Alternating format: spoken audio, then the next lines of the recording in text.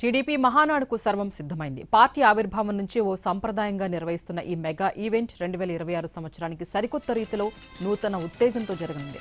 2 రోజుల పాటు అమరావతి కేంద్రంగా ఈ కార్యక్రమాన్ని నిర్వహించనున్నారు. స్త్రీ శక్తిని ప్రధాన ఇతివృత్తంగా తీసుకుని మహిళా సాధికారతకు పెద్దపీట వేస్తూ ఈ మహానాడును తీర్చిదిద్దారు.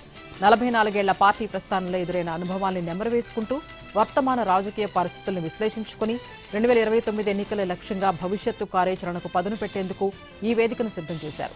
ఈ మహానాడు వేదికగా వచ్చే ఎన్నికలకు చంద్రబాబు రోడ్ మ్యాప్ ప్రకటించనున్నారు.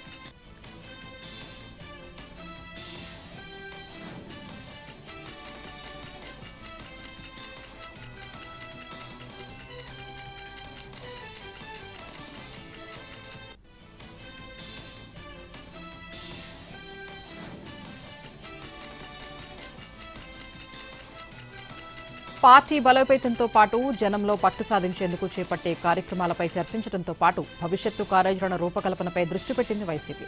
ఇవాళ తాడేపల్లిలోని పార్టీ కేంద్ర కార్యాలయంలో విస్తృత స్థాయి సమావేశం జరగనుంది. ఇందులో పార్టీ రీజనల్ కోఆర్డినేటర్లు, జిల్లా పార్టీ అధ్యక్షులు, ఎంపీలు, ఎమ్మెల్యేలు, ఎమ్మెల్సీలు, పార్లమెంటు కోఆర్డినేటర్లు, అసెంబ్లీ కోఆర్డినేటర్లు పాల్గొంటారు. పార్టీ బలోపేతంపై ప్రత్యేక దృష్టి పెట్టడంతో పాటు కార్యాచరణపై చర్చించనున్నారు వైఎస్ జగన్. అలాగే టీడీపీ కూటమి ప్రభుత్వం 2 ఏళ్ల పాలన వైఫల్యాలపై సమీక్షించనున్నారు. ఇటు ప్రజల్లోకి మరింత బలంగా వెళ్లేలా ఎలాంటి కార్యక్రమాలు రూపొందించాలి అన్న దానిపై కూడా విశ్లేషించనున్నారు.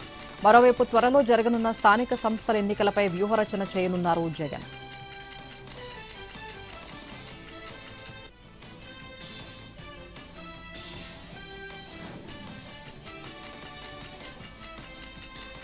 తమిళనాడు సీఎం విజయ్ నేడు 3 రోజుల పర్యటన కోసం ఢిల్లీకి వెళుతున్నారు. ప్రధాని మోదీతో పాటు విపక్ష నేతలు సోనియా, రాహుల్ గాంధీల్ని కలుస్తారు. ప్రధానితో జరగబోయే భేటీలో సీఎం విజయ్ మేకదాటు అంశాన్ని ప్రధానంగా ప్రస్తావించి కేంద్రం జోక్యం చేసుకోవాలని గట్టిగా ఒత్తిడి తీసుకురానున్నారు. అనంతరం కాంగ్రెస్ పార్టీ అగ్రనేతలు సోనియా గాంధీ, రాహుల్ గాంధీల్ని కూడా విజయ్ మర్యాదపూర్వకంగా కలుస్తారు. కావేరీ జలాల రక్షణ, మత్స్యకారుల భద్రత, రాష్ట్ర అభివృద్ధికి కేంద్ర నిధుల సాధనే లక్ష్యంగా తమిళనాడు సీఎం కేంద్ర పెద్దలు అమిత్ షా, ఎస్ జయశంకర్, నిర్మలా సీతారామన్ ప్రత్యేకంగా కలవనున్నారు. రాబోయే రోజుల్లో కేంద్ర రాష్ట్ర సంబంధాలతో పాటు సరికొత్త రాజకీయ సమీకరణాలకు దారితీసే అవకాశం ఉందని చర్చ నడుస్తోంది.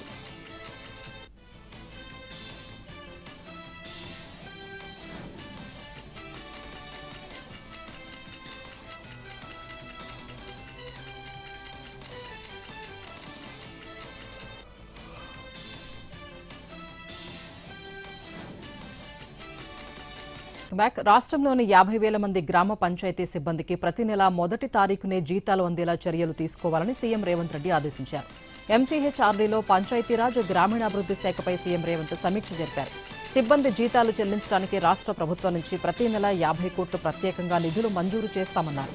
అవుట్సోర్సింగ్, కాంట్రాక్ట్ అనే తేడా లేకుండా ప్రభుత్వంలోని అన్ని శాఖల పరిధిలోని ఉద్యోగులకు మొదటి తారీఖునే జీతాలు అందేలా చూడాలన్నారు. సొంత ఆదాయంపై గ్రామ పంచాయతీల స్వతంత్రతను నిర్వీర్యం చేస్తూ గత ప్రభుత్వం తొలగించిన నిబంధనను పునరుద్ధరించేందుకు అంగీకారం తెలిపారు. పెన్షన్ల పంపిణీ విధానంపై కీలక ఆదేశాలిచ్చారు సీఎం. పోస్టల్ శాఖ ద్వారా అందజేస్తున్న ప్రస్తుత విధానాన్ని మార్చి నేరుగా లబ్ధిదారుల బ్యాంకు ఖాతాల్లో జమ చేయాలన్నారు. కొత్తగా అందించే పెన్షన్లలో ఒంటరి మహిళలకు మొదటి ప్రాధాన్యత ఇవ్వాలని ముఖ్యమంత్రి చెప్పారు.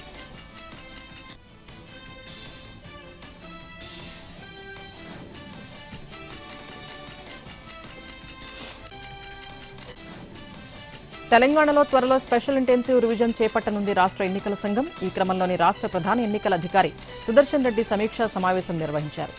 బీఆర్కేఆర్ భవన్లో జరిగిన ఈ సమీక్షలో అధికారులకు పలు సలహాలు, సూచనలు చేశారు. అర్హులైన ప్రతి ఓటరు పేరు జాబితాలో ఉండేలా చర్యలు తీసుకోవాలని, అనర్హుల పేర్లు తొలగించాలని ఆదేశించారు.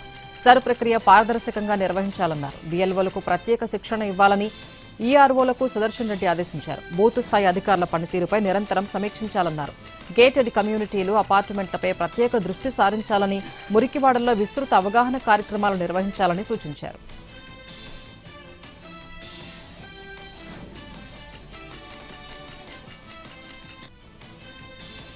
మహబూబాబాద్ జిల్లాలో ఓ గ్రామాన్ని భారీగా మంటలు చుట్టుముట్టాయి. రాజుల కొత్తపల్లి గ్రామంలో పెద్ద ఎత్తున మంటలు ఎగిసిపడ్డాయి.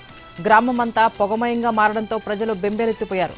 ఎగిసిపడే మంటల్ని సైతం లెక్క చేయకుండా యువకులు చెట్టు కొమ్మలతోనూ నీళ్లు పోస్తూ మంటల్ని అదుపులోకి తీసుకొచ్చారు. గ్రామస్తులు తీవ్రంగా శ్రమించి మంటల్ని అదుపు చేశారు.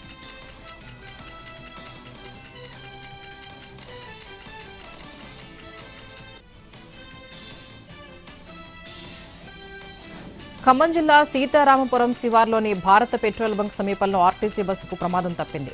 సత్తుపల్లి డిపోకు చెందిన ఆర్టీసీ బస్సు బ్రేకులు ఫెయిల్ కావడంతో రోడ్డు పక్కనున్న తుప్పల్లోకి దూసుకెళ్లింది. అయితే డ్రైవర్ అప్రమత్తంగా వ్యవహరించడంతో బస్సులో ప్రయాణిస్తున్న 56 మంది ప్యాసింజర్లు సురక్షితంగా బయటపడ్డారు. ఈ ఘటనతో ప్రయాణికులు తీవ్ర భయాందోళనకు గురైనా ఎలాంటి ప్రమాదం జరగకపోవడంతో అందరూ ఊపిరి పీల్చుకున్నారు. సత్తుపల్లి నుంచి ఖమ్మం వెళుతున్న సమయంలో ఈ ప్రమాదం జరిగింది. అనంతరం ప్రయాణికుల్ని మరో బస్సులో గమ్యస్థానాలకు పంపించారు.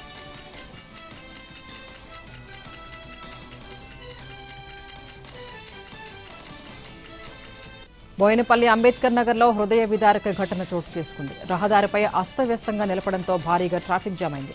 దీంతో అంబులెన్స్కు దారి లేకపోవడంతో గుండె సంబంధిత సమస్యతో బాధపడుతున్న ఓ వృద్ధుడు అంబులెన్స్లోనే మృతి చెందాడు.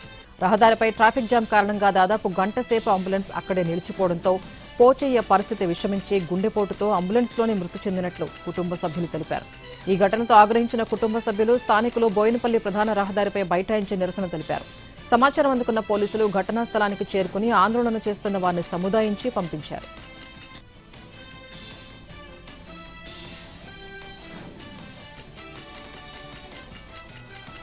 హైదరాబాద్ పాతబస్తీ డబీర్పుర ప్రధాన రహదారి బ్రిడ్జి వద్ద ఉన్న జెప్టో వేర్ హౌస్ లో గొడవ జరిగింది. ఈ గొడవలో జెప్టో డెలివరీ బాయ్స్ ప్లాస్టిక్ ట్రేలతో ఒకరిపై ఒకరు దాడి చేసుకున్నారు.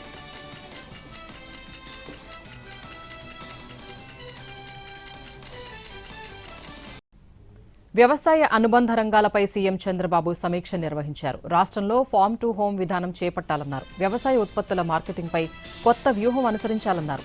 పులివెందులలో ఫుడ్ టెస్టింగ్ ల్యాబ్ పూర్తికి నిధులు మంజూరు చేశారు. కొత్త ఆక్వా కనెక్షన్లకు విద్యుత్ సబ్సిడీ ఇస్తున్నట్లు తెలిపారు.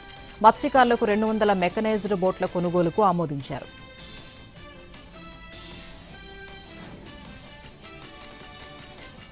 సుగాలి ప్రీతి కేసుపై ఎక్స్లో మాజీ సీఎం వైఎస్ జగన్ ఆసక్తికర ట్వీట్ చేశారు. ఈ కేసుపై ప్రభుత్వ నిర్లక్ష్యం తల్లిదండ్రుల్లో తీవ్ర ఆవేదన నింపుతోందని ఆగ్రహం వ్యక్తం చేశారు. 2017లో 10వ తరగతి చదువుతున్న అమాయకురాలు సుగాలి ప్రీతి దారుణ హత్యకు గురైందని, అప్పటి చంద్రబాబు సర్కారు నిందితుల్ని పట్టుకోవడంలో పూర్తిగా విఫలమైందని జగన్ ఆరోపించారు.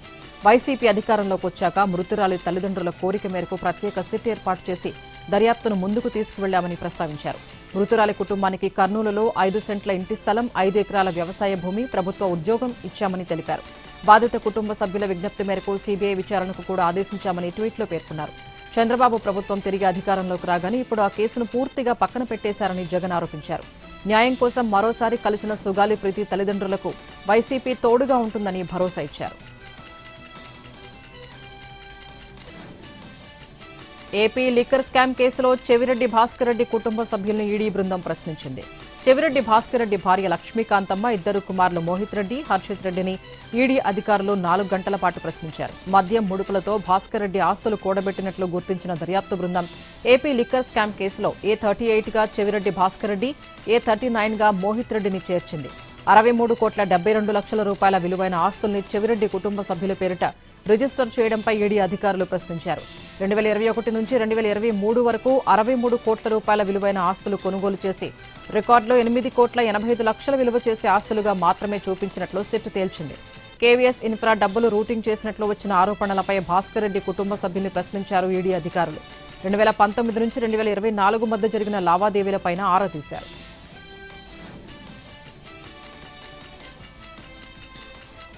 రాష్ట్రంలో మహిళలకు రక్షణ కరువైందన్నారు వైసీపీ సీనియర్ నేత గడికోట శ్రీకాంత్ రెడ్డి.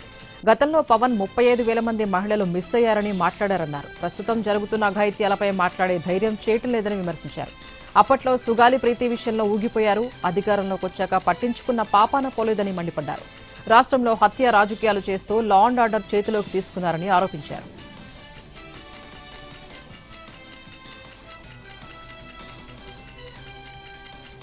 తన కుటుంబానికి సంబంధించిన భూమిని కబ్జా చేశారని ఆరోపించారు సినీ గేయ రచయిత అనంత శ్రీరామ్. ఈ విషయంలో తన తల్లిదండ్రులకు ప్రాణహాని ఉందని భీమవరం కలెక్టర్కు ఫిర్యాదు చేయడం దుమారాన్ని రేపింది. పశ్చిమ గోదావరి జిల్లా దొడ్డిపట్లలో అనంత శ్రీరామ్ కుటుంబానికి 5 సెంట్ల భూమి ఉంది. ఆ స్థలాన్ని ఆక్రమించేందుకు భీమవరంలోని కలెక్టరేట్లో ఫిర్యాదు చేశారు. వివాదం కోర్టులో ఉండగానే అక్రమంగా స్థలంలోకి చొరబడి లారీలతో మెటీరియల్ డంప్ చేశారని ఆరోపించారు.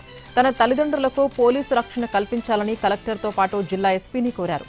అనంత శ్రీరామ్ తన ఫిర్యాదులో ఆయన మేనమామ చేగొండి హరిరామ జోగయ్య కుమారుడు సూర్యప్రకాష్పై ఈ ఆరోపణలు చేశారు. అయితే ఈ ఆరోపణలపై సూర్యప్రకాష్ స్పందించడంతో ఈ వివాదం ముదురుతోంది.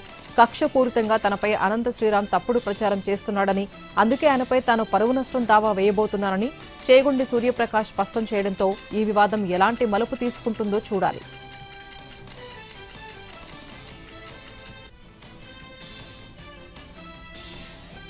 అల్లూరి జిల్లా పాడేరులో 2 తలల పాము కలకలం రేపింది. లోచలిపుట్టులోని ఓ మాస్టర్ ఇంట్లో పాము కనిపించింది. దీంతో భయాందోళనకు గురైన మాస్టర్ స్నేక్ క్యాచర్కి సమాచారం అందించాడు. చాకచక్యంగా పాముని పట్టుకున్న స్నేక్ క్యాచర్ దాన్ని సమీప అటవీ ప్రాంతంలో వదిలిపెట్టడంతో గ్రామస్తులు ఊపిరి పీల్చుకున్నారు. ఇతర దేశాల్లో కోట్ల రూపాయల విలువ ఉంటుందంటూ పాడేరులో ప్రచారం జరుగుతోంది.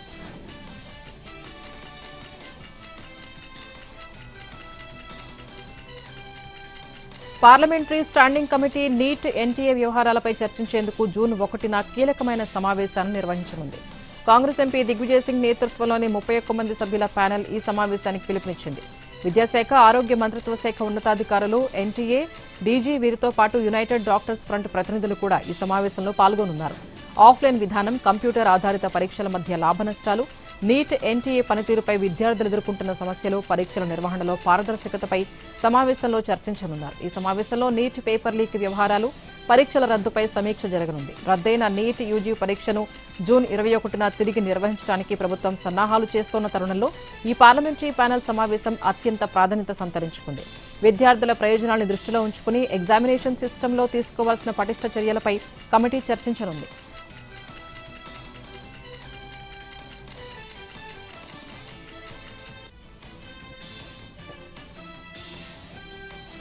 తమిళనాడు కోయంబత్తూరులో పోలీసుల తీరుపై తమిళనాడు సర్కారు సీరియస్ అయింది. దేశవ్యాప్తంగా సంచలనం సృష్టించిన బాలికపై దాడి కేసుకు సంబంధించిన వ్యవహారంలో 3 పోలీసు అధికారులను సస్పెండ్ చేసింది.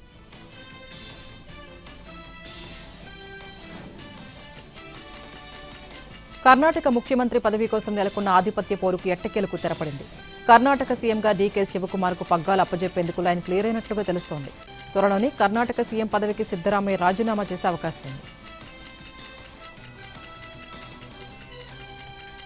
అన్నాడీఎంకేలో కొన్ని రోజులుగా సాగుతున్న అంతర్గత సంక్షోభానికి ఎట్టకేలకు బ్రేక్ పడింది. పార్టీ అధినేత పళనిస్వామి, కీలక నేత ఎస్పీ వేలుమణి వర్గాల మధ్య సుదీర్ఘ చర్చల తర్వాత ఒప్పందం కుదిరింది. దీంతో పార్టీ ముక్కలవుతోందనే ప్రచారానికి చెక్ పడింది. కొంతకాలంగా ఈపీఎస్ వ్యవహారాలపై, వేలుమణి అనుసరిస్తున్న వ్యవహారాలపై తీవ్ర అసంతృప్తితో ఉన్న 16 మంది ఎమ్మెల్యేలు ఇప్పుడు శాంతించారు.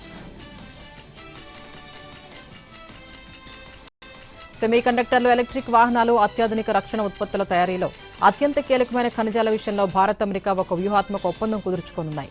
ఈ రంగంలో చైనా ఆధిపత్యాన్ని అడ్డుకట్టవేయడమే లక్ష్యంగా ఈ ఒప్పందం జరిగింది.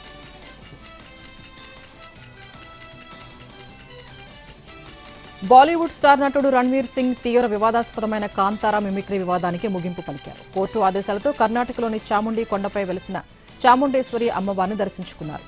గర్భగుడిలో అమ్మవారికి క్షమాపణలు తెలిపి ప్రత్యేక పూజలు నిర్వహించి తన మొక్కు తీర్చుకున్నారు. దీంతో ఈ వివాదం పూర్తిగా సద్దుమణిగింది. కొన్ని నెలల క్రితం గోవాలో జరిగిన అంతర్జాతీయ ఫిలిం ఫెస్టివల్లో ఈ వివాదం మొదలైంది. కాంతారా చిత్రంలోని దైవ పాత్రను రణ్వీర్ సింగ్ అగౌరవపరిచేలా అనుకరించారని ఆరోపణలు రావడంతో పాటు ఈ అంశం కోర్టు వరకు వెళ్లింది.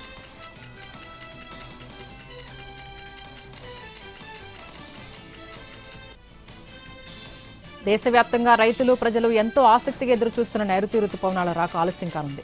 నిన్న కేరళ తీరాన్ని తాకుతాయని భారత వాతావరణ శాఖ ముందుగా అంచనా వేసింది. అయితే అందుకు అనువైన పరిస్థితులు ఇంకా ఏర్పడలేదని తెలుస్తోంది. దీంతో రుతుపవనాలు సాధారణ తేదీ అయిన జూన్ 1 కంటే కొద్దిగా ఆలస్యంగా, అంటే జూన్ 2 నుంచి 4 మధ్య కేరళలోకి ప్రవేశించే అవకాశం ఉందని ఐఎండీ తాజా అంచనాలు సూచిస్తున్నాయి. ఒకవైపు రుతుపవనాల రాక ఆలస్యం అవుతూ ఉండగా, మరోవైపు ఉత్తర, మధ్య, పశ్చిమ భారతదేశంలో తీవ్రమైన వేడిగాలులు ప్రజల్ని అల్లాడిస్తున్నాయి. ఈ ఏడాది ఎల్నినో ప్రభావంతో దేశవ్యాప్తంగా వర్షపాతం సాధారణం కంటే తక్కువగా నమోదయ్యే అవకాశం ఉందని ఐఎండీ ఇప్పటికే హెచ్చరించింది.